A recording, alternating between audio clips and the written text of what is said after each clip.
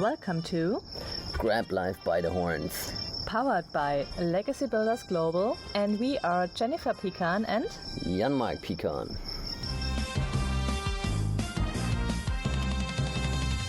Hello and welcome to a new episode of Grab Life by the Horns. And today we're gonna talk about 10 things that we learned in 2020. So, as my beloved wife, you get to pick the first one. Hello. So, yes, what we learned in 2020, and there are a lot of things what we learned in 2020. But I would say the biggest learning what I had was that, and the most important things I learned in the last years, what helped me in 2020, especially in the beginning, is to work on my mindset and to have the right mindset to adapt to new situations. Like the importance of getting your mind in the right direction is really the most important thing, especially in crisis, because we always underestimate the we always say, well, okay, if something is wrong, let's fix it, but we never get prepared. This is as well like a disease what we have as well when we are sick.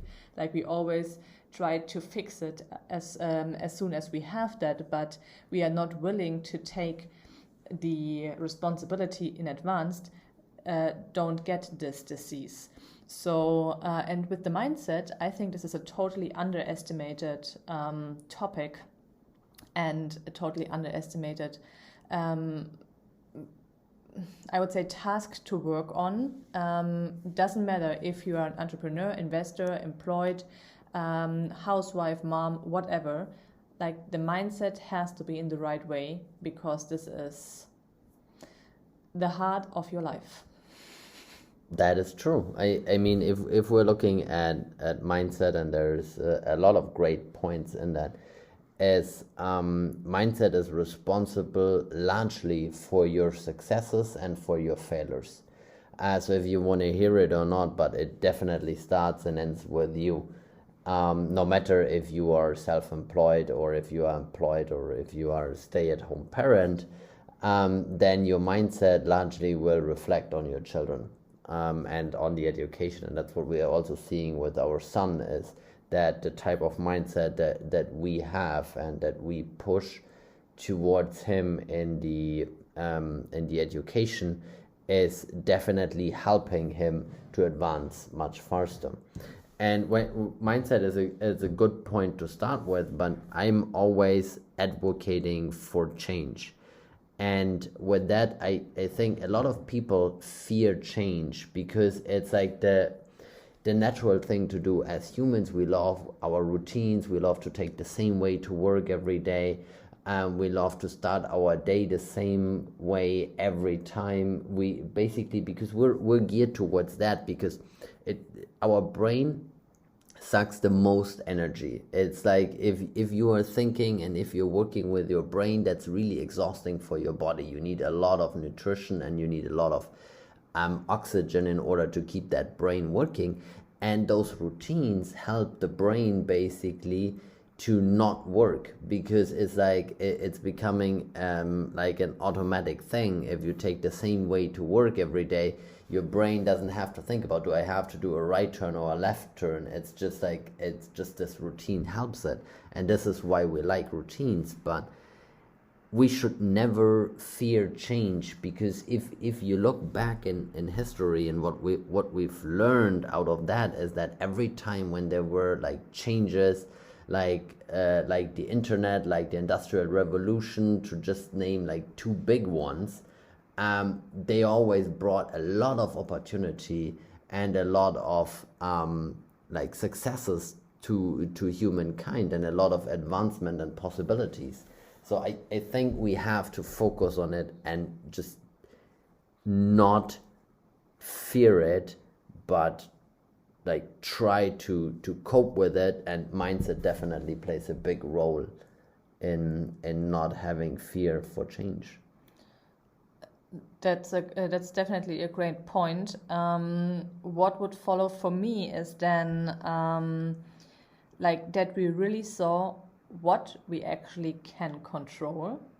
Like I'm sure that like it was like nobody of us thought that there could be the situation that we are not able to travel, especially like in our own country. Like that will never happen again. And this is especially that you cannot go to other countries and all the things that I know how important it was, especially in 2019, to meet people in person and to do business only with people who met in person, how important it was, and how the behavior shifted totally in 2020, and Zoom is just fine. So everybody is okay with that and just get used to this more digital world. So it definitely showed us what we really can control.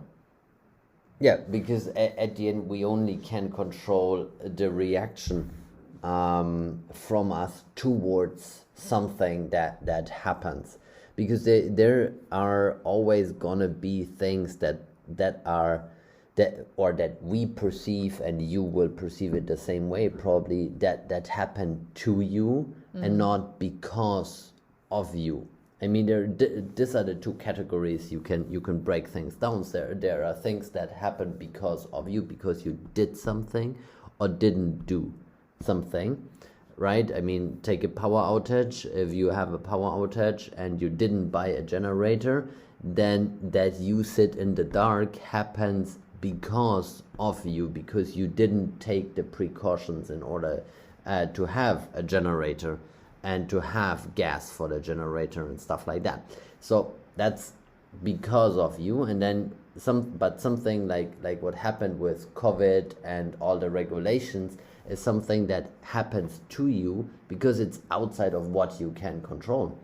So the only thing you really can control in that sense is that it's like your reaction towards it is basically to be willing to change, is to give it all, to push, to not give up, and this is the only thing you can control, and it's also the thing that you should be focusing on, because that's one thing we learned definitely this year.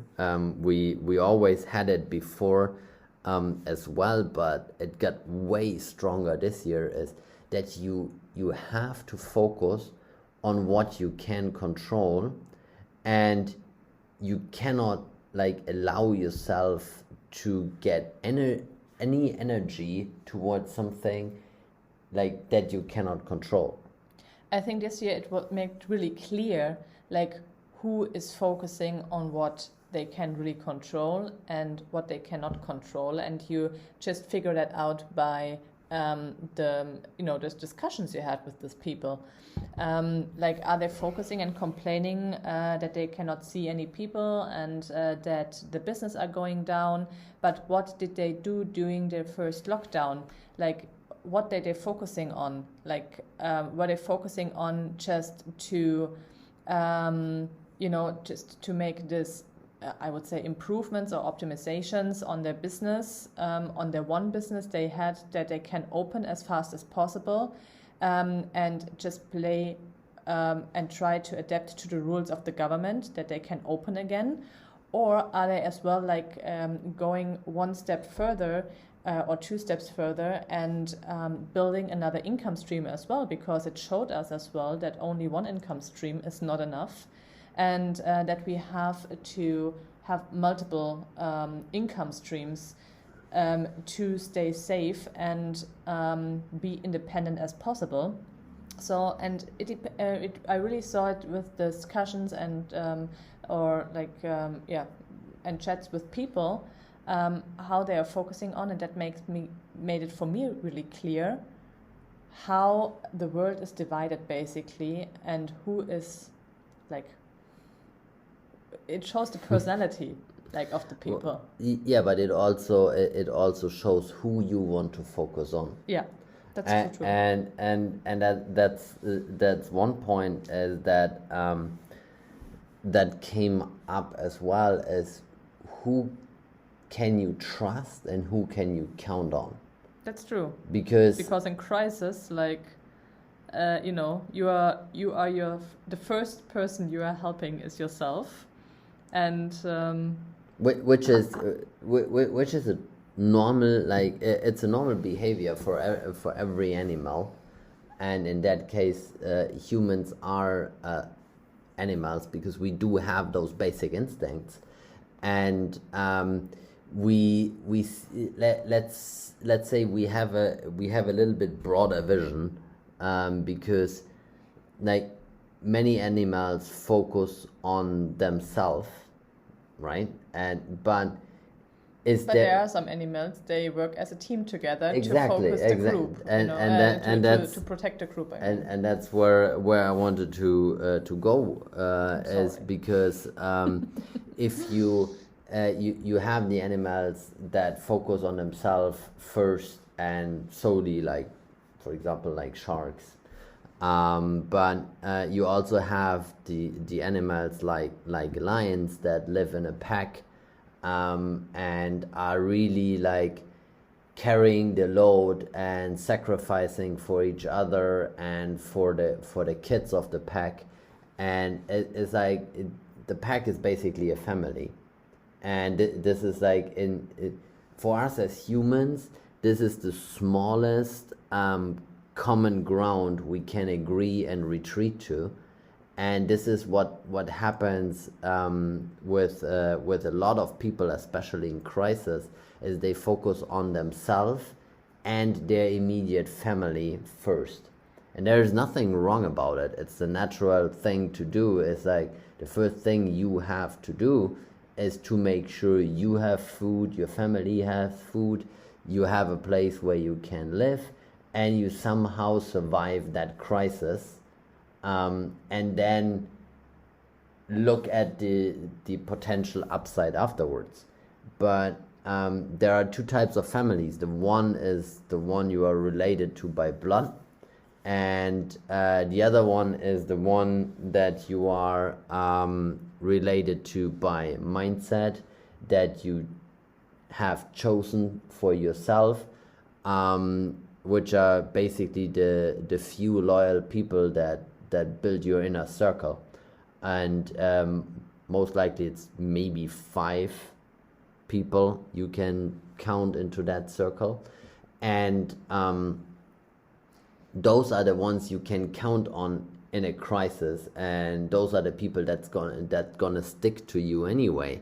And those are also the people that when you come out of the crisis and like everything goes back to somehow normal or a new reality, or however it's going to look like, but those are the people that gonna be on your side and that you can also count then on in the good times, and those should be also the ones that you put first in the good times, because they were there for you, and you should definitely be firing everyone that wasn't willing to help you in the crisis. What brings us to the next point is the personality of people, which is really close to the first ones, but you really saw like who is how reacting, focusing, controlling on what, and especially like you already said, who is looking after somebody as well, and who put yourself in the first position, or like in one of the VIP position, I would say, because we are definitely we see definitely that we are working as a team, and that we put the team and the family, whoever belongs to our family, on the first part, and we have a really, I would say, wide variation for some of you, maybe what you would call a family. We have a special definition for us, and we made sure as well that everybody of us will first survive and second will grow. And we put everything what we had, we pushed through together, and with all what we had, we helped each other. So and you really saw as well, like, you know, how often I know that I get one time a message, or I had a discussion or whatever, and this person told me, you know, like, I'm seeing who is sending me a WhatsApp or just a short message, just asking me who I am, not who I am, how oh God, how I'm doing, and how I feel, and everything is fine. And if the people cannot take the time for like 1 minute to send this message, this person cut this person out of their life. So yeah, it, you know, but you see as well, like, what is your rate of the other person as well, like, basically it's a rating system, you know, like in a crisis there's a rating system, and you take care of the most important people in your life, and then you the crisis rating system. I don't want to make it so dramatic, basically. But you really realized, like, how often you get in touch with people who you know, who reached out to you, and even though, and at least for me, I had to think on a lot of people, and of course I had but we moved as well to another country, so it's definitely as well, like, who is reacting back, and if you put the effort in, what is coming back. So this was really, I would say, a huge eye-opener. 2020 was a huge eye-opener for different personalities, and to get a more clear point on who is who. The who's who in crisis. I mean, there are so many things. It's like who in crisis, the crisis rating team. It's like you love these dramatic things tonight. Well, I'm just like I had this picture in my head from Dancing with the Stars. Is how would you rate this crisis? I give it a 10 for drama, baby. No, but it's one thing which came up in my mind is when you mentioned that we moved to a new country, is that you have to be flexible in crisis, yes, but you have to stick to your plan as well. If you don't have a plan for your life, somebody is gonna plan your life. That's true. That is for sure. I mean, don't be naive. There is no vacuum of power in life. It's either you make a plan and you take charge and you control your own life, or somebody else will. Being it your employer, your parents, your significant other, your children, I don't know, you can pick and choose, you know them all better than I do, but it's definitely, if you don't have a plan, somebody's gonna make one for you, because there is no floating around in this big bubble. This piece of moving to a new country for us was so significant in our plan for our own life, that we decided we're gonna stick to this plan no matter what, right? And even though in our business we changed a lot of things, we went from offline events into online and all of that in 2 weeks, and we automated a lot of stuff and things like that, and you know that from the other episodes, but it's like I'm not using that as bragging. I'm just making the point here that sometimes you have to pick what part of the plan you definitely want to stick by, and what part of the plan you basically are flexible. And we became very flexible on the business side and very adaptive to this new reality of lockdowns. You can't see people, Zoom calls all over. But moving to a new country, putting our son in this international school and making sure that he gets the best possible education was for us so important that we said, no matter what happens, lockdown here, lockdown there, if there is any chance we can get into an airplane, we will do that. And we were willing to face the consequences, because that is the other side, is if you stick to the plan, it's gonna have consequences. Well, everything basically has consequences, because the only person who is responsible for your life is you. And if you follow our podcast, you know that that We're we big believers in that. we are always saying this.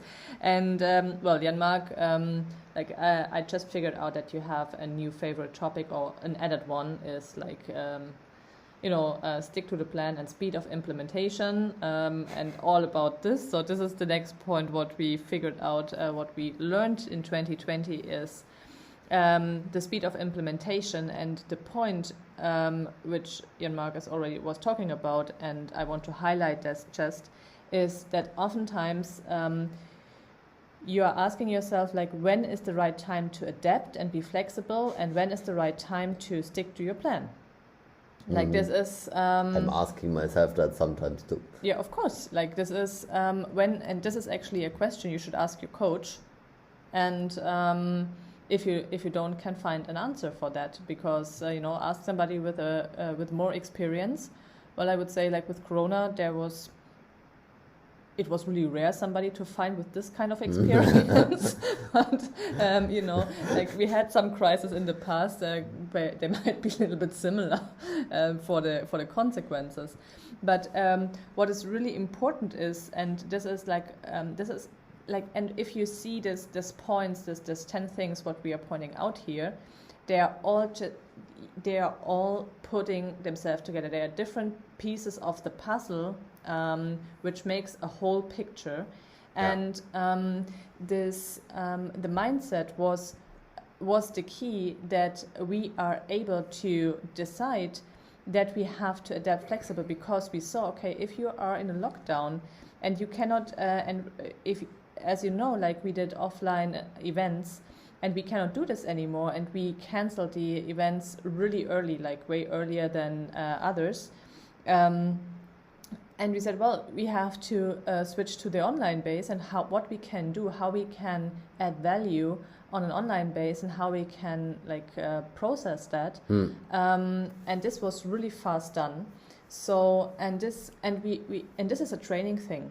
Like, we are practicing this kind of stuff on a regular base, and this is really, you can learn that.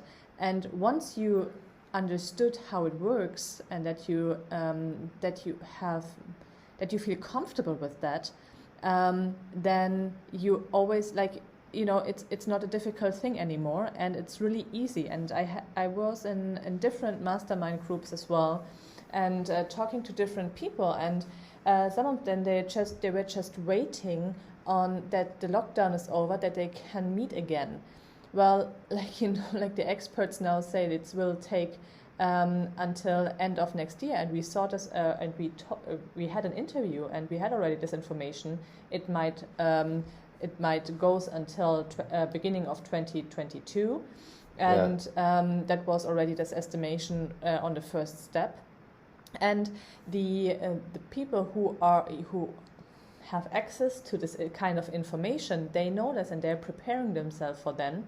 So, and if you are not willing to listen to this kind of people, and you're trying just to think like the next 3 months ahead, or the next 5 weeks ahead, and try to survive, you will always be in this position to react instead of acting and be responsible for your life. And speed of implementation is really a game changer once you have it, because it's like you have an idea and you just implement that. and you know what, you can survive because you make money with that as well.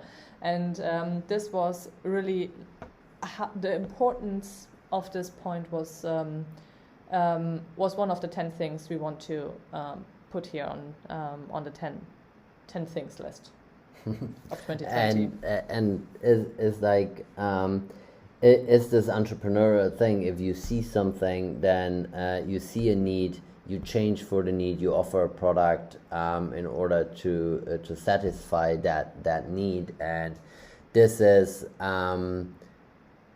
this is the great thing about like being an entrepreneur, but it also means that you have to do things, and you will never be in an environment that will be stable, because every time when you use the speed of implementation, it means that you are ahead with doing something, selling something where you haven't figured out what exactly that's going to be, how it's going to look like, how it's going to work, how do we deliver.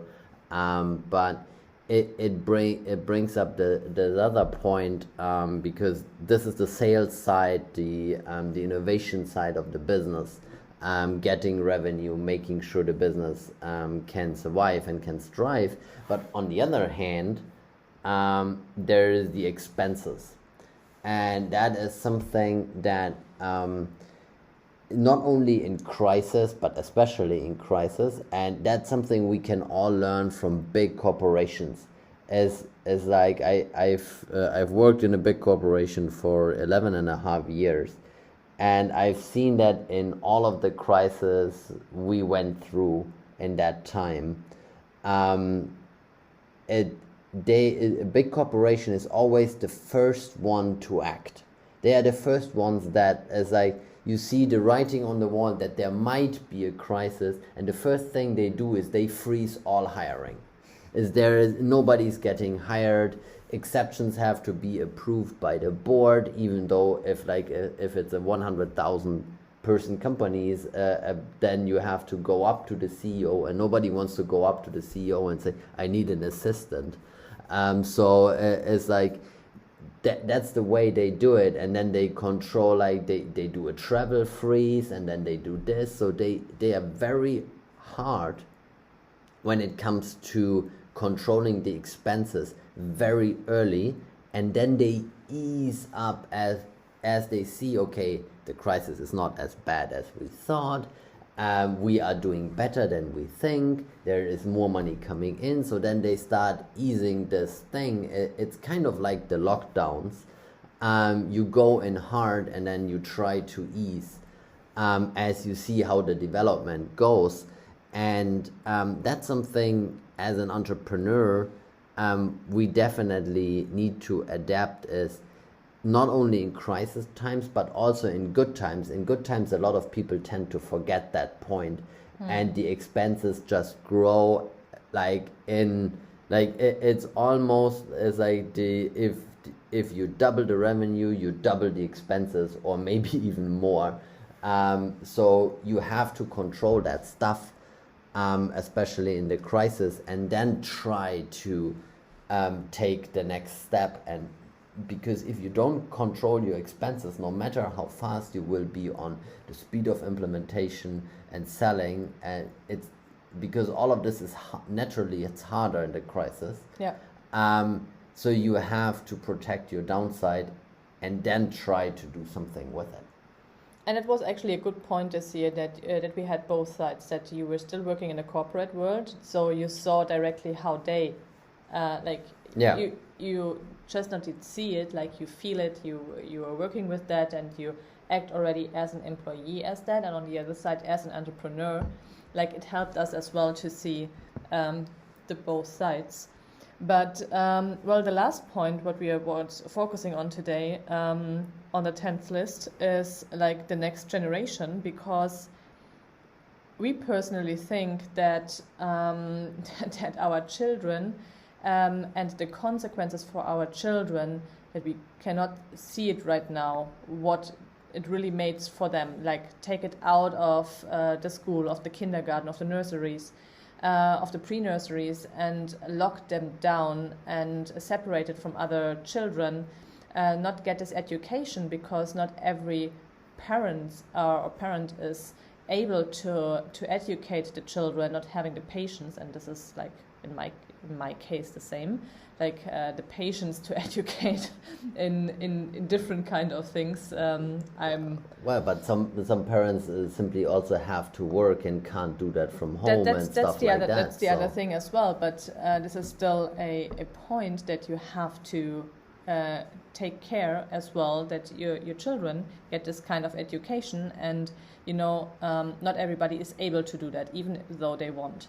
Yeah. So and it was just like, if you see as in Germany, like we had school in between, but for example in Cyprus they had like from March to September no school at all. So they were all homeschooling, and especially for the small kids they had nothing.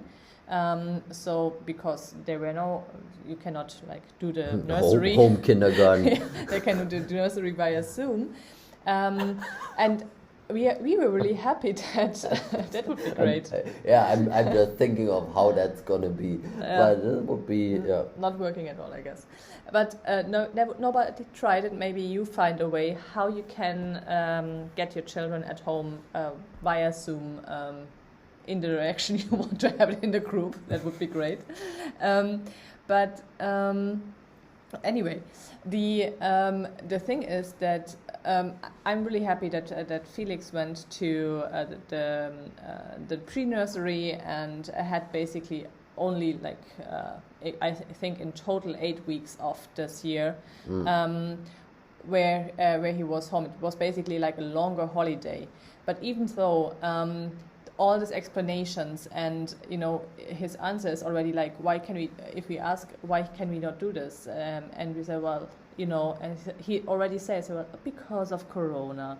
I say, yes, of course. And this is like, this already sticks to this small minds already so deep in their mind, in their brain, that the consequences will be enormous. And on the other side, all of these children were learning, like they don't miss only 1 year of schooling, they miss a lot of things of schooling, because it's like they have like to go back to this to the system. They cannot get everything on.